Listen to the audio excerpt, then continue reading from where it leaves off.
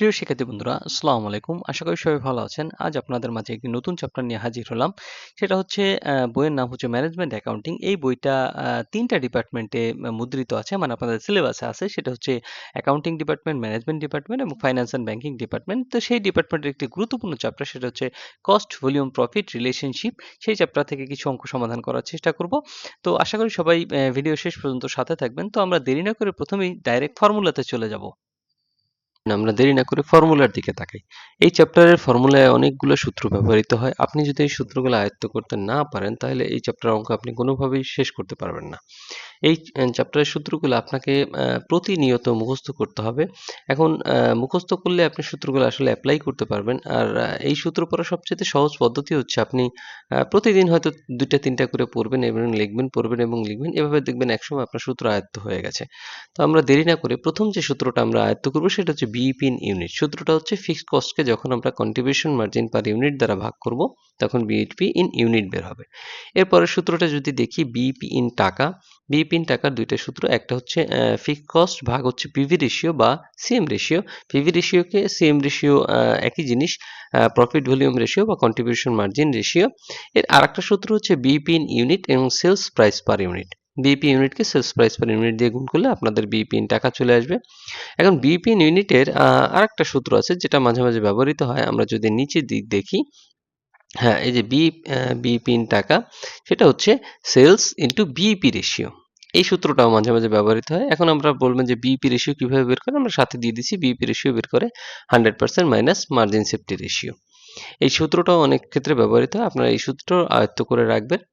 এরপর যদি আমরা পরবর্তী সূত্র দেখি, যে কন্ট্রিবিউশন মার্জিন, এই সূত্রটা সেলস মাইনাস ভেরিয়েবল কস্ট অথবা ফিক্সড কস্ট প্লাস প্রফিট দিলেও কন্ট্রিবিউশন মার্জিন হয়ে যায়। তারপর মার্জিন অফ সেফটি।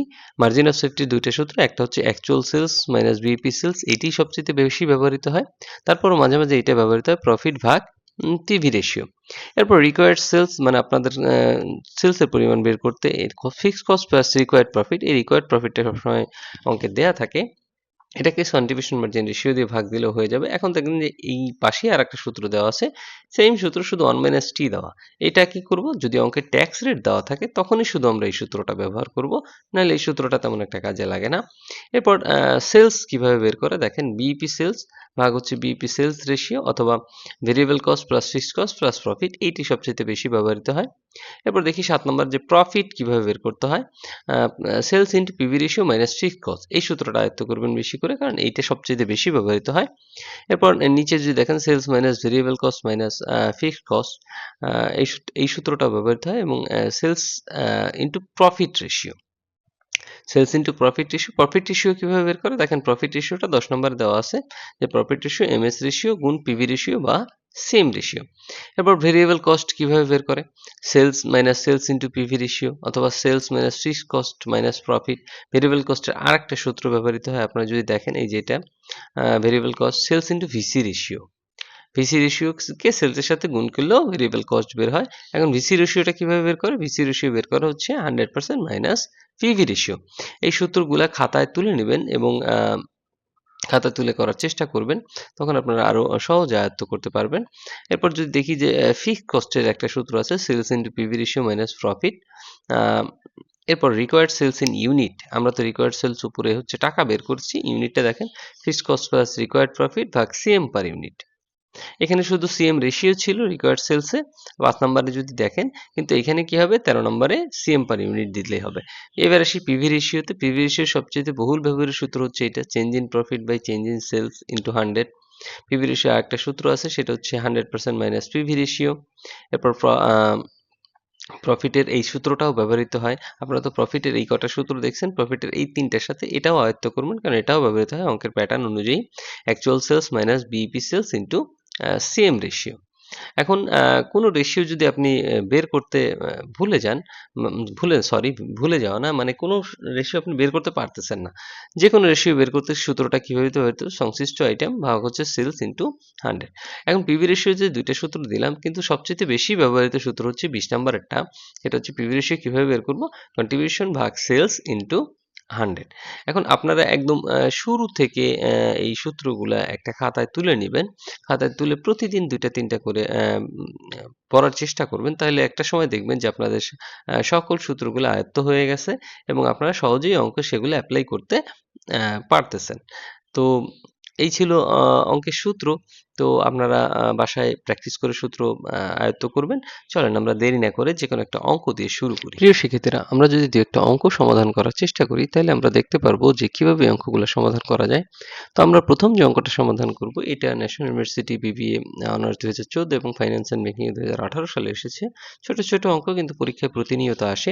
আমরা যদি দেখি কি বলছে, total sales of production ২ lakh টাকা। মানে সেলসের পরিমাণ দেওয়া আছে ২ লাখ, মার্জিন সেফটির পরিমাণ দেওয়া আছে ৮০,০০০, সিএম রেশিও দেওয়া আছে। সিএম রেশিও আর পিভি রেশিও একই জিনিস, আমাদের আগেও বলছি। ডিটারমাইন কি করতে বলছে? প্রফিট করতে বলছে। তাহলে প্রফিটের যদি আমরা সূত্রের দিকে খেয়াল করি, দেখবেন যে এইখানে একটা সূত্র আছে ১৬ নম্বরে, যে actual sales minus BEP sales into CM ratio. এখন actual sales minus BEP sales, এটা আসলে কার সূত্র? এটা দেখবেন যে মার্জিন সেফটির সূত্রটা কি? Actual sales minus BEP sales. তাহলে সূত্রটা হচ্ছে actual sales minus BEP sale into CM ratio. তাহলে আমাদের সিএম রেশিও দেওয়া আছে এবং এটা কিসের সূত্র? এই সূত্রটাকে যদি আমরা সংক্ষেপে করি, তাহলে actual sales minus BEP sales কার সূত্র? Margin safety. তাহলে আমরা যদি এখান থেকে margin safety into CM ratio, তাহলে আমাদের প্রফিট বের হয়ে যাবে। তাহলে সেইটাই আমরা দেখাইছি, দেখেন যে margin safety into CM ratio. তাহলে মার্জিন সেফটি কত? ৮০,০০০ এবং সিএম রেশিও কত? ৪০%। তাহলে এটার আনসার হচ্ছে ৩২,০০০। এরপর যদি দেখেন বলছে টোটাল ভেরিয়েবল কস্ট। তাহলে ভেরিয়েবল কস্টের সূত্র যদি আমরা দেখি, যে এইখানে একটা সূত্র আমরা দেখেছিলাম যে ভেরিয়েবল কস্টের সূত্র কি? Sales into VC ratio. তাহলে আমরা লিখবো যে total variable cost sales into VC ratio. দেখেন এখানে সূত্রটা আছে সেলস ইনটু ভিসি রেশিও। তাহলে আমরা দিলাম সেলস ইনটু ভিসি রেশিও। তাহলে ভিসি রেশিও কিভাবে বের করে? 100% মাইনাস পিভি রেশিও। এখন আমি বলছি পিভি রেশিও আর সিএম রেশিও একই জিনিস। তাহলে আমরা কি করব? তাহলে লিখলাম যে সেলস ইনটু ভিসি রেশিওর সূত্রটা কি? ভিসি রেশিওর সূত্র হচ্ছে 100% মাইনাস সিএম রেশিও। তাহলে ভিসি রেশিও বের হইলো 60%। তাহলে সেলস কত আছে? ২ লাখ। ২ লাখের সাথে যদি আমি 60% দিই, তাহলে এটার আনসার আমরা খুব সহজেই পেয়ে গেলাম। খুবই ছোট, ছোট অঙ্ক। চলেন আমরা আরেকটা করি দেখি। এবার এটা ন্যাশনাল ইউনিভার্সিটি অনার্স অ্যাকাউন্টিং ২০১৯ সালে এসেছে। যদি দেখি কি দেওয়া আছে, সেলস দেওয়া আছে ২ লাখ টাকা, পিভি রেশিও দেওয়া আছে 25%, ফিক্সড কস্ট দেওয়া আছে ৮০,০০০। আমাকে কি করতে হবে? বিইপি করতে হবে। তাহলে বিইপি বলতে আমরা তো যদি সূত্রের দিকে তাকাই, যে বিইপি বলতে ইউনিট বুঝায়, টাকা বোঝায়। কিন্তু শুধু বিইপি বলতে আমরা শুধু টাকাকে বুঝাবো। এটা মনে রাখবেন। শুধু বিইপি বলতে আমরা কি? টাকাকে বুঝাবো। তাহলে সূত্রটা কি ছিল? ফিক্সড কস্ট ভাগ পিভি রেশিও। তাহলে আমাদের ফিক্সড কস্টও আছে, আবার পিভি রেশিও আছে, আমরা ভাগ দিলেই হয়ে যাবে। তাহলে আমরা লিখলাম যে বিইপি ইন টাকা, ফিক্সড কস্ট বা পিভি রেশিও। পিভি রেশিও কত? 25%। আমরা ১০০ দিয়ে ভাগ দিয়ে ০.২৫, তাহলে কত আসে? ৩,২০,০০০ টাকা। এরপর দেখি margin of safety. Margin of safety কি সূত্র পড়েছিলাম আমরা? এই যে actual sales minus BEP sale. দেখেন আমরা সেই সূত্রটাই ব্যবহার করছি। Actual sales minus BEP sales. তাহলে অ্যাকচুয়াল সেলস হচ্ছে কত? ২ লাখ টাকা। বিইপি সেলস আমরা এইমাত্র বের করছি ৩,২০,০০০। তাহলে আমাদের লস হয় কত? ১,২০,০০০। এটা নেগেটিভ আকারে আমরা দেখাই দিলাম। খুবই ছোট, ছোট অঙ্ক। আশা করি ভালো লাগতেছে। তো চলেন আমরা এরকম আরেকটা সমাধান করার চেষ্টা করি। এটি যদি দেখি যে এটা national university BBA honours management ২০১৯ সালে এসেছে। এই অঙ্কটা একটু ভিন্ন ধরনের। এরকম অঙ্ক সি পার্টে বেশি আসে। তারপর আমরা এখান থেকে যদি বি পার্টে এগুলো শিখতে পারি, তাহলে আমাদের সি পার্ট আরো সহজ হবে। তো আমরা যদি দেখি, বলছে ২ টা ইয়ার দেওয়া আছে ২০১৭, ২০১৮, সেলস দেওয়া আছে, প্রফিট দেওয়া আছে। তাহলে এই ক্ষেত্রে আমাদের কিভাবে সমাধান করতে হবে? চলেন দেখি। প্রথমে বের করতে বলছে পিভি রেশিও। এখন যদি ২ টা সাল দেওয়া থাকে বা ২ টা মাস দেওয়া থাকে, এই ক্ষেত্রে পিভি রেশিও যদি বের করতে বলে, তাহলে আমরা সূত্র ব্যবহার করব এই ১৪ নম্বরেরটা। বাম পাশে দেখেন এই ১৪ নম্বরে চেঞ্জ ইন প্রফিট ভাগ চেঞ্জ ইন সেলস ইনটু 100। কেন চেঞ্জ ইন প্রফিট? কারণ কি আমরা সহজেই বুঝতে পারবো যে কতটুকু আমাদের প্রফিট চেঞ্জ হইছে এবং কতটুকু আমাদের সেলস চেঞ্জ হইছে। মানে ২ টা সেলসের পার্থক্য। তাহলে ২ টা সেলসের পার্থক্য দেখাইতে হলে তো আপনাদের এই ১৪ নম্বরেই ব্যবহার করতে হবে। তাহলে পিভি রেশিও আমরা বের করি, যে পিভি রেশিও সূত্রটা লিখি, যে চেঞ্জ ইন প্রফিট ভাগ চেঞ্জ ইন সেলস ইনটু 100। এখন প্রফিট কতটুকু চেঞ্জ হচ্ছে দেখেন, আমরা বড় সাল থেকে ছোট সাল বিয়োগ দিব। যদি মাস থাকে তাহলে আমরা বড় মাস থেকে ছোট মাসটা বিয়োগ দিব। তাহলে 18 সাল, মানে এটা 18 সালকে আমরা বেস ধরে নিলাম আরকি। মানে এইটা হচ্ছে ভিত্তি, ভিত্তি সাল থেকে আমরা পিছনের সাল কি করব, বাদ দিব। তাহলে 5,000 থেকে কত বাদ যাবে? 3,000। এই যে আমরা 5,000 থেকে 3,000 বাদ দিয়েছি। এরপর চেঞ্জ ইন সেলস, সেলস কতটুকু চেঞ্জ হইছে? তাহলে 40,000 থেকে 30,000 মাইনাস। দেখেন আমরা 40,000 থেকে 30,000 মাইনাস দেখাইছি ইনটু 100। তাহলে 2,000, 10,000, তাহলে 2,000 কে 10,000 দিয়ে ভাগ দিয়ে 100 দিয়ে গুণ দিলে হয় 20%। তাহলে আমরা খুব সহজে এটা নির্ণয় করতে পারলাম। এরপর দেখি বিইপি ইন টাকা। তাহলে বিইপি ইন টাকার সূত্রটা যদি দেখি, ফিক্সড কস্ট ভাগ হচ্ছে কি? PV ratio. তাহলে আমরা দিলাম ফিক্সড কস্ট ভাগ হচ্ছে পিভি রেশিও। এখন আমাদের অঙ্কে পিভি রেশিও তো আমরা এই যে 1 নম্বরে 20% বের করলাম। তাহলে আমাদের ফিক্সড কস্টটা কোথায় পাবো? তাহলে ফিক্সড কস্টের সূত্রটা দেখেন, যে ফিক্সড কস্টের এই যে ফিক্সড কস্টের সূত্রটা 12 নম্বরে sales into PV ratio minus profit. তাহলে আমরা হেয়ারে কি করব? হেয়ারে এটা বের করে নিব। তাহলে হেয়ারে আমরা দেখি যে হেয়ারে fixed cost sales into PV ratio minus profit. এখন কথা হচ্ছে সেলস কোনটা নিব? সেলস তো দুইটা। একটা হচ্ছে 18 সালে, একটা হচ্ছে 17 সালে। আমরা বেজি এটা নিয়ে করার সবসময় চেষ্টা করব। আর ফিক্সড কস্ট তো সেম থাকবে সবসময়। আমাদের কত হয়? আম যদি আপনি ২ টার, যেহেতু ফিক্সড কস্ট কখনো পরিবর্তন হয় না, আপনি ১৭ সালটা দিয়ে করলেও ফিক্সড কস্ট যাই আসবে এবং ১৮ সালেরটা দিয়ে করলেও ফিক্সড কস্ট তাই আসবে। আমরা ১৭ সাল দিয়ে করি, সমস্যা নেই।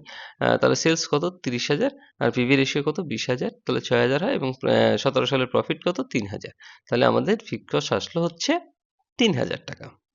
এখন আপনি যদি এটা 18 সাল দিয়ে করতেন, দেখেন যে 40,000 এর যদি আমরা 20% দিতাম তাহলে 8,000 হইতো এবং 8,000 থেকে প্রফিট যদি 5,000 বাদ দিতাম তাহলে সেই 3,000ই হইতো। কিন্তু আপনারা বেজিয়ে দিয়ে করার চেষ্টা করবেন, কিন্তু যেটা ফিক্সড কস্ট যেটা দিয়ে করেন সেটিই কারেক্ট। তাহলে ফিক্সড কস্ট কত? 3,000 এবং পিভি রেশিও আমরা দিলাম 0.20, ভাগ দিলে আমাদের হয় কত? ৳15,000 বিইপি ইন টাকা। এরপর বলছে যে প্রফিট when সেলস 50,000। আপনাকে প্রফিট নির্ণয় করতে হবে যখন সেলস হবে 50,000 টাকা। তাহলে প্রফিটের আমি বলছিলাম এই সূত্রটা সবচেয়ে বেশি ব্যবহৃত হয়।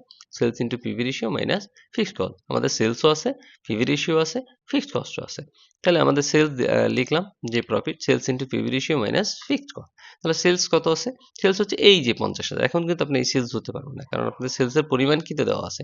যে যখন বিক্রয় 50,000 টাকা হবে তখন আপনার প্রফিট কত?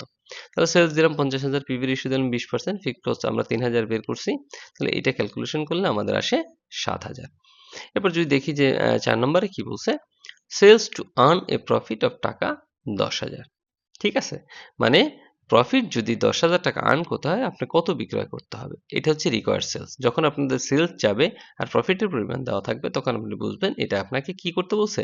রিকোয়ার্ড সেলস নির্ণয় করতে বলছে। তাহলে রিকোয়ার্ড সেলস এর সূত্র আমরা দেখি, ফিক্সড কস্ট ভাগ রিকোয়ার্ড প্রফিট ভাগ সিএম রেশিও মানে পিভি রেশিও। তা আমাদের কিন্তু ট্যাক্স রেট নেই। এজন্য আমরা এই সূত্রটা ব্যবহার করতে পারবো না। তাহলে আমরা যদি দেখি রিকোয়ার্ড সেলস এর সূত্র কিভাবে হবে? ফিক্সড কস্ট বা plus desired profit PV ratio বা সিএম রেশিও। তাহলে ফিক্সড কস্ট কত? আমরা এই যে ফিক্সড কস্ট নির্ণয় করছিলাম ৩,০০০ এবং ডিজায়ার্ড প্রফিটটা কত নির্ণয় করতে বলছে? মানে কত প্রফিট আর্ন হবে? 10,000। তাহলে পিভি রেশিও কত? 20%। এটা যদি আমরা ক্যালকুলেশন করি তাহলে আমাদের আসে 65,000। এই ছিল অঙ্কের সমাধান। আশা করি এটাও বুঝতে পারছেন। প্রিয় শিক্ষার্থী বন্ধুরা, ন্যাশনাল ইউনিভার্সিটির বিবিএ, এমবিএ সকল সাবজেক্টের পরবর্তীতে আপডেট পেতে এই ভিডিওটিতে লাইক করুন, চ্যানেলটি সাবস্ক্রাইব করুন এবং বেল বাটনে ক্লিক করে রাখুন। এখন যদি আমরা পরবর্তীতে আরেকটা অঙ্ক, national university honours finance and banking 2019 সালে যে অঙ্কটা এসেছে সেটা যদি একটু সমাধান করি। From the following information compute. নিচের ইনফরমেশন থেকে আপনাকে কম্পিউট করতে হবে। কি করতে হবে? ব্রেক ইভেন পয়েন্ট করতে হবে এবং ভেরিয়েবল কস্ট করতে হবে। তাহলে দেওয়া আছে, তথ্য দেওয়া আছে টোটাল সেলস, সিএম রেশিও বা পিবি রেশিও 40%, এমএস রেশিও হচ্ছে 25%। তাহলে আমাদের প্রথম কি করতে হবে? ব্রেক ইভেন পয়েন্ট করতে হবে। তাহলে আমরা বিইপি ইন টাকার একটা সূত্র দেখেছিলাম, এই যে 18 নম্বর দেখেন, বিইপি ইন টাকা সেলস ইনটু বিইপি রেশিও। তাহলে আমরা দিলাম যে সেলস ইনটু বিইপি রেশিও। এখন বিইপি রেশিওর সূত্রটা কি? বিইপি রেশিও কিভাবে বের করব?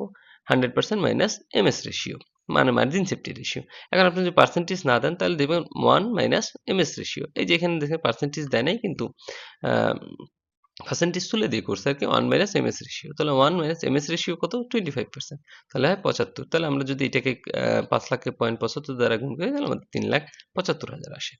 এরপর বলছে কি করতে? ভেরিয়েবল কস্ট করতে। তাহলে ভেরিয়েবল কস্টের সূত্রই দেখেন ১৯ নম্বরে সুন্দর করে লেখা আছে, sales into variable cost ratio. এই যে আমরা লিখলাম sales into variable cost ratio. তাহলে ভিসি রেশিও কিভাবে বের করে?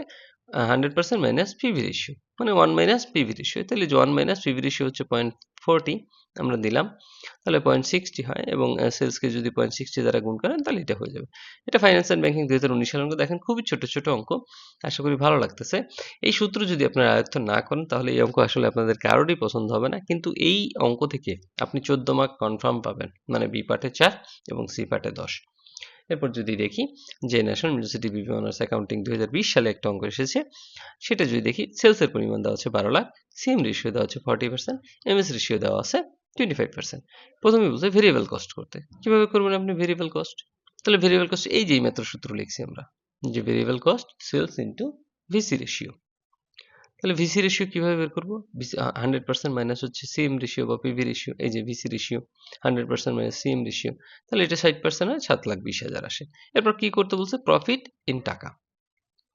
তাহলে আমাদের এখান থেকে কি নির্ণয় করতে হবে? প্রফিট নির্ণয় করতে হবে। তো চলেন আমরা প্রফিটের কি কি সূত্র আছে দেখি। এই দেখেন, প্রফিটের সূত্রটা হচ্ছে সেলস ইনটু প্রফিট রেশিও।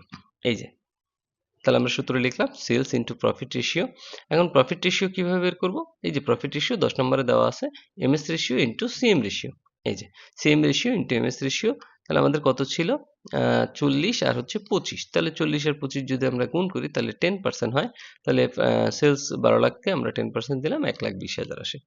তাহলে এইভাবে হচ্ছে অঙ্ক সমাধান করতে হয়। আপনারা সূত্র আয়ত্ত করবেন। সূত্র ছাড়া আসলে আপনি একটাও করতে পারবেন না। তো অঙ্ক বোঝাই সমস্যা আরকি। তো আপনারা সূত্রগুলো ভালোভাবে আয়ত্ত করে পরবর্তী ক্লাসগুলো অ্যাটেন্ড করবেন।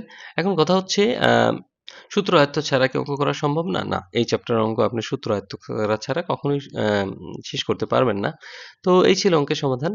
যদি অঙ্ক সম্পর্কে কোনো প্রশ্ন থাকে বা আপনাদের কোনো ডাউট থাকে, ডাউট ক্লিয়ার করার জন্য অবশ্যই কমেন্ট বক্সে কমেন্ট করতে ভুলবেন না। আর ডেসক্রিপশন বক্সে লিংক দেওয়া থাকবে। এই বইয়ের অন্যান্য চ্যাপ্টারগুলো প্লেলিস্ট আকারে দেওয়া থাকবে। সেখান থেকে অঙ্ক আয়ত্ত করে নিবেন। তো ভালো থাকবেন সবাই। আগামী ক্লাসের জন্য অগ্রিম শুভেচ্ছা রইল। ধন্যবাদ সবাইকে। আসসালামু আলাইকুম।